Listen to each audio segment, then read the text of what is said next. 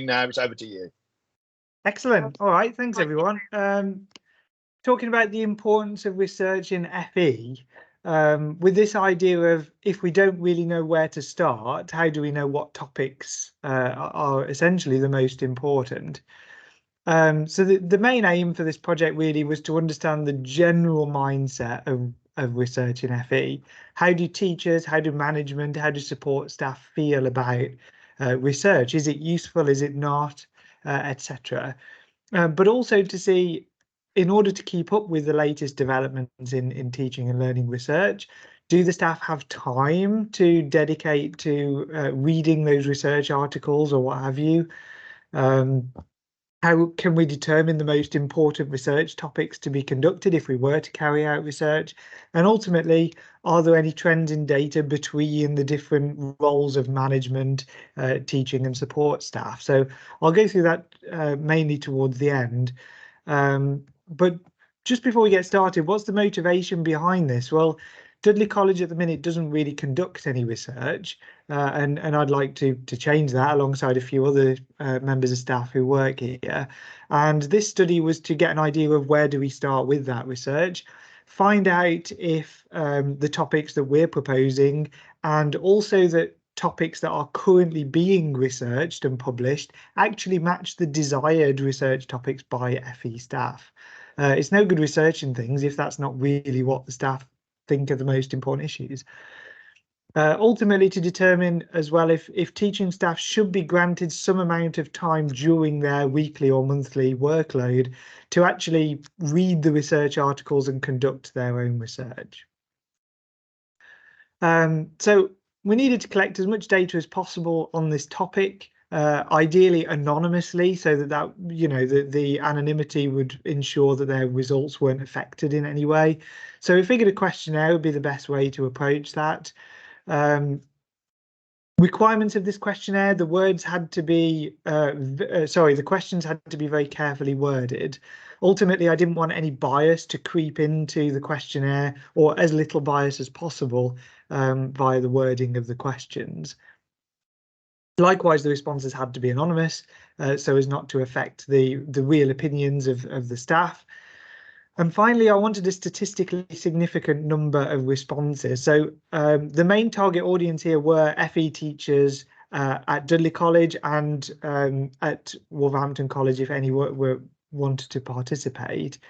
And to make sure that the number of responses were statistically relevant compared to the FE staff as a whole here at Dudley. I also wanted then to plot the data numerically, plot the numeric data graphically to actually kind of visually work out what the responses were there any trends between the data, and then ultimately compare the results to literature findings. I decided on only a questionnaire because this is essentially a small study. If I wanted to take this further, we would essentially require larger data sets. I've considered sending out this questionnaire to many other institutions around the country to try and get a larger data set, but I figured that was too much for this small study and would take a much longer time. Likewise, interviews, participation from a wider audience or a wider teaching base, not just FE, for example, involvement of HE would essentially be needed with a larger study, but again was too much for this one. And ultimately, the questionnaire provided plenty enough data to work with in the limited time for this study. Couple of caveats before we go on to the results. I've said already the way questions are worded can cause bias, so I tried to avoid as much bias as possible, but obviously that's not entirely fail-safe, not watertight when it comes to bias in questions. The data itself, although it's statistically relevant for teachers here at the college, here at Dudley College, it's definitely not significant for the UK or for the international teaching community, but it is statistically significant for teachers here at Dudley. And I'll go on to significance of data in a few minutes. And finally, percentages are often skewed by small participant numbers. This is particularly relevant for management staff because there were, I think, 3 out of the total number of 27 were management, which meant their percentages are not necessarily representative of the whole kind of approach to research by management staff. But without further ado, let's get into it. So one of the questions early on in the questionnaire was, do you keep up to date with the latest research and teaching practices within FE? As you can see from the pie chart, the vast majority said no. About 60% of the participants said no, 40% said yes. Of those who said yes, I then had a follow-up question to say how much time, if you responded yes, how much time do you keep up with research? And only one participant responded with more than 1 hour per month.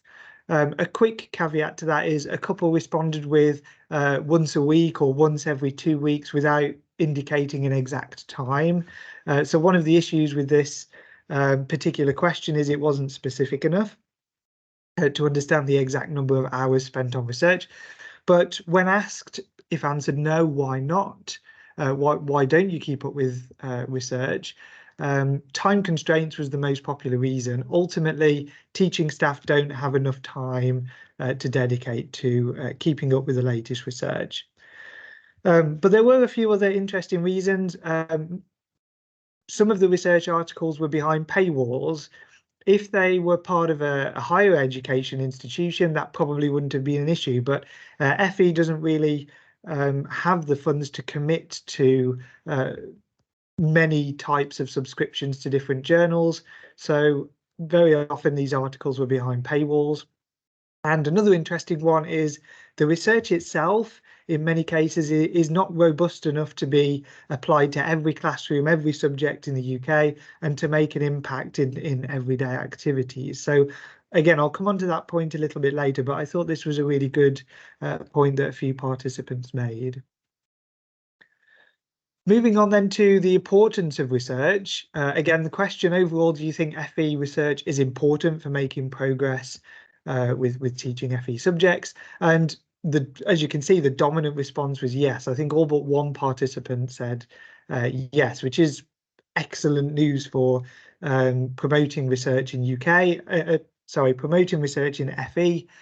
And ultimately going to management and kind of saying, okay, we need more time to devote to research and more funds, more support for research in FE. So I think this is a really important response for the future of research in further education. As to why it's important, a lot of the respondents came up with answers such as it increases their own knowledge of the subject, which means it also it can increase the students' knowledge. That knowledge can be passed on in lessons. It can help to adapt and develop the curriculum in different ways, particularly with response to what do industry currently need, how are the societal and technological changes actually affecting how students learn. So being able to keep up with those changes is also important, and again feeds back into adapting and developing the curriculum. Likewise, professional development for teachers. There's not much support in some institutions for professional development programs, but allocating time for research could be one of those ways of developing professionally. And ultimately to ensure a high quality of teaching and learning in this sector, to ensure that we maintain a highly professional profession, for want of a better phrase. This, I would say, is the key result from this study. The most important research topics. I hope you can see this. The legend on the right hand side is a little bit crowded, but essentially the legend from top to bottom equates to the bars from left to right on the actual bar chart. And you can see that 11 responses here were staff and student wellbeing and mental health as the most important research topic. I just want to take a step back and say there were 16 possible options for the most important research topics. And I encouraged the participants of the study to choose 3 possible options, what they thought were the 3 most important research topics, essentially. And 11 chose staff and student wellbeing. The next most popular were the effectiveness of teaching methods for specific courses and qualifications with 8 respondents, staff retainment with 7, which I thought was a very interesting choice here. And then there's been a discussion for a while about the potential of a skills gap between FE and HE, and between FE and industry and apprenticeships and so on. So understanding that knowledge requirements and the skills gap is also the 4th most important research topic. And then finally, the 2 tied in 4th place would be, sorry, in 5th place would be curriculum design and management, particularly with respect to learners progressing to HE, and an up-to-date review of teaching and learning methods. The idea that a lot of the research that's referenced tends to be quite old and dated research now, and new research in these areas need to be made. As you can see, all of the topics had at least one respondent.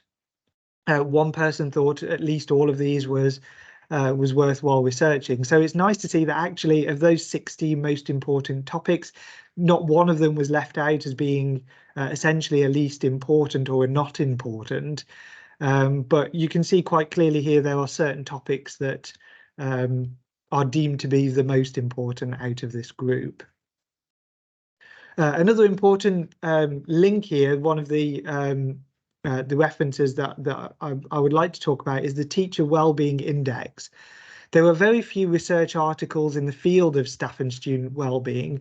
There's more so in the field of student wellbeing, particularly with respect to certain courses or certain course types, but very little with response to staff wellbeing or student wellbeing on other courses, if that makes sense. So having the Teacher Wellbeing Index, the link at the bottom of the slide here, that was a study in 2023 that took a few thousand participants who were all teachers around the UK and focused on what is the well-being of the current teaching environment, both in primary school, secondary school, FE and HE. So it wasn't focused to one particular area, but it gave some good insights and then good recommendations as to how to improve staff and student wellbeing going forward. This was breaking down the responses a little bit further between teacher and management responses. As you can see here, for teaching staff, the vast majority answered no. We saw this in the pie chart earlier, but comparing this to the management figures, and actually all of the managers, I say all, only 3 of the participants were managers, but all of them responded with a yes, we do keep up to date with FE research, which indicates that management understand the importance of research and are dedicating some of their own time to it, but not allowing teachers the same privilege. And likewise, when it came to the most important research topics, the great thing is management had very little deviations in their responses from teaching and support staff. The most common responses from management were ultimately staff and student wellbeing, again, the effectiveness of teaching methods and the industry skills gap. So what's great to know is that teaching staff and management staff are on the same page when it comes to essentially what the most important topics are to be researched in the near future. This here, I'd like to focus just a couple of minutes on the statistical significance diagram over here. Ultimately, what this means is the data cannot be explained by chance, by randomness. There has to be some, without a doubt, explanation for the data other than chance. And the problem is with a lot of the research in teaching and learning, that's not the case. A lot of it could be random chance due to a particular class, a particular age group, a particular social background for the students, or even a particular area of the country. Really, what we need going forward are meta-analyses, this idea of taking data from many different age groups, many different locations around the UK or potentially even the world, to understand where should we take teaching and learning, how should it advance going forward. Likewise, one of the really interesting responses to this questionnaire, I thought, was that sometimes headline research articles, particularly the ones that make the newspaper, are actually quite damaging to the teaching profession and may result in fewer people trying to enter the teaching profession as time goes on, partly because the conclusions are not entirely robust. They make headline news and then they fail this idea of statistical significance and ultimately don't result in any meaningful changes to the teaching and learning environment. One responder made the point that actually... Oh, you're at 15 minutes. Just thought I'd let Brilliant. you know. Thank you. Many of the policymakers and some of management staff, if they don't have a background in statistics or in research, may not be able to accurately assess the quality of the research and therefore not really be able to differentiate the good studies and the advice from the good studies versus the advice from the poor studies. Finally, a couple of respondents said teaching and learning research is too theoretical. It needs to be better applied to the classroom environment.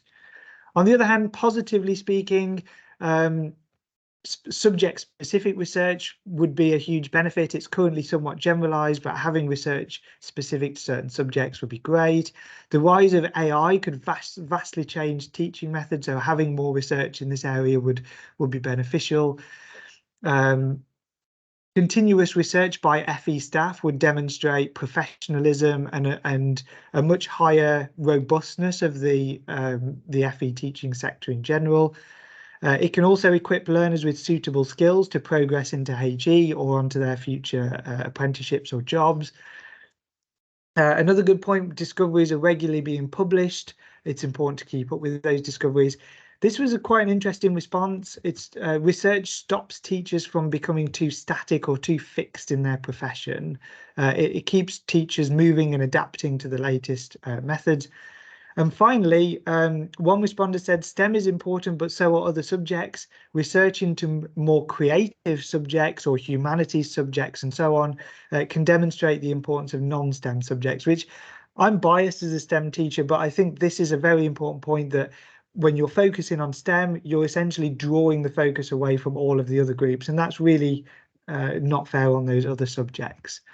So to conclude, going back to the original aims of the study, I wanted to look at how much time FE staff dedicate to research. Ultimately, it's not enough, mostly due to time constraints. The most important topics to be researched are staff and student wellbeing, staff attainment, and the effectiveness of teaching methods. And as for the ways forward, improve the quality, the statistical significance of research in the education sector, ensure that those policymakers especially understand the quality of research and understand which policies are the best ones to implement, make research more applicable to the classroom environment, and I think the biggest message, give teaching staff more time to keep up with research and to be able to conduct research of their own. Thank you very much. That's everyone. I apologise for going over for a couple of minutes there. Right, well done. Thank you very much. Well done, lad. Very good. Anyone have any questions, or did I miss anything? Or sorry about the lights problem. No, I think it was good. I think, like you said, it's quite an in-depth research question, isn't it, really, for you to condense it down into 15 minutes. You did pretty well, because you could have gone on and on and on probably about it all. Yeah. Thank you. Yeah, it's one of those that could have just gone on, I think. One of the things I found quite difficult was to figure out, well, where are the most important areas of research, and no one's really looked into that, so I couldn't find any referenceable data in some ways. I thought I was going to ask what you were going to like you said to me, what can you do about it? How are you going to look into it more? But then you answered the question in the next slide, so I was a bit like, well, there we go. So I'm not going to ask him that. No, well done. Thank you. Chloe, have you got a question for him? No, I just wanted to check. So, are you going to take this to Dudley College and try and get them to do more research? Do you think that's a viable option? Or? I'm certainly going to send it around the college, particularly to management staff.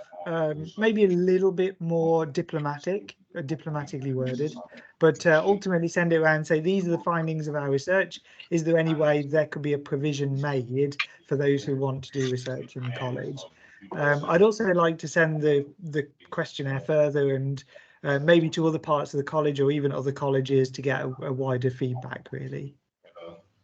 Well done, Dale. I'm just going to click stop Well done, very good. recording. Thank you.